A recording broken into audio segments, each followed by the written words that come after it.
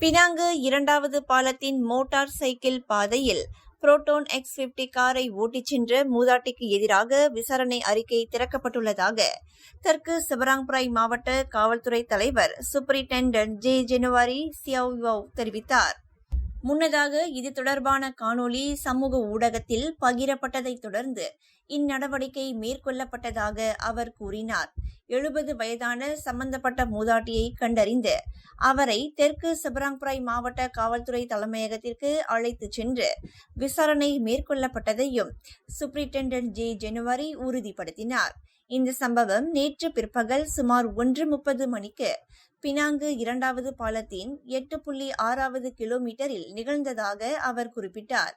அனுமதிக்கப்படாத பாதையை பயன்படுத்தியதற்காக சாலை போக்குவரத்து விதிகள் 1959 விதி 8(3) கீழ் மூதாட்டிக்கு எதிராக ஒரு விசாரணை அறிக்கை திறக்கப்பட்டுள்ளதாக அவர் கூறினார்.